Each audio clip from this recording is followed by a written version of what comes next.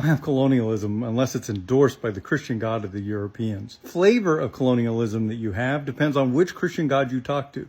The Catholic God is a little bit different than the Protestant God, and that's a little bit different or a lot different than the Mormon God. And here's what each of those gods said. Columbus discovered the New World in 1492, which came as quite a surprise to all the people who were already living here. So in 1493, the year after Columbus gets back from his first voyage, the king of both Portugal and Spain go running to the Catholic Pope and ask for direction on what they should do about all this new land that they discovered and the people that lived in it. Now, the thing you need to know about Pope Nicholas V is he was incredibly corrupt, and he was also a Spaniard.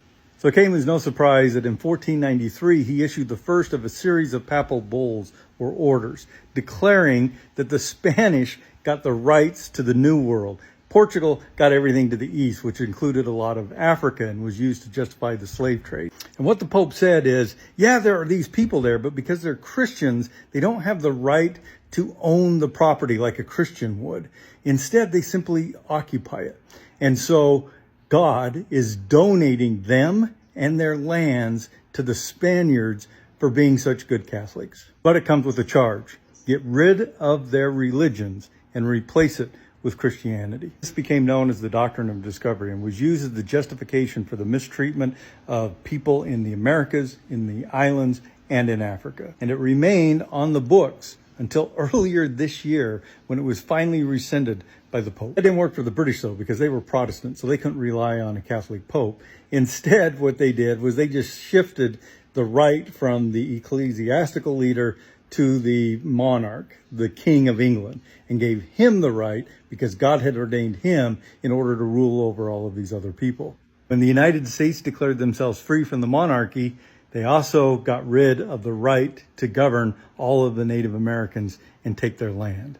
This became a real problem in the 1800s because gold had been discovered in California and the United States was on the East Coast, and they needed some justification to push across North America, kick all of the Native Americans out of their land and to take it. But without a religious leader to declare it and without a monarch to justify it, they didn't have a way to get that right. So they made it up in the form of the Monroe Doctrine in 1823, which then spread into something called Manifest Destiny. They simply concluded that God wanted the white Europeans to take over the lands of the Native Americans. Now, this doctrine of manifest destiny, it was being forged and hammered out in the early 1800s in America when a young Joseph Smith would declare himself to be a prophet, a representative of God brought to earth again. Joseph Smith declared that the Native Americans were Jewish, God's chosen people, that 600 years before Christ was born, they escaped from Israel and were brought by God to the Americas in order to populate it. Now, that creates a political problem for Mormons. Other Christians simply declared that Native Americans were heathens, unworthy of the benefits of Christianity and the ownership of property that it brought with it. But if Native Americans are God's chosen people, they're really Jewish, then what right do white Europeans have to take over their land? Smith said that's not a problem, because what happened was these Jews bifurcated themselves into two groups. One he called the Nephites, and they were white and good. One was evil, the Lamanites, and they were brown. These two tribes battle with each other until finally the Lamanites kill every one of the Nephites and wipe all the white Nephites off of the earth.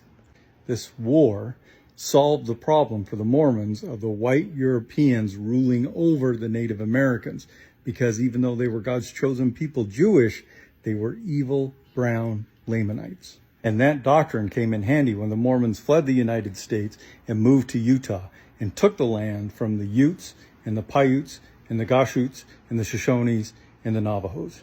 So all of this colonialism, all of this taking away the lands and the cultures of the native people of the Americas had its root in the religion and the version of God that religion picked of the colonial power.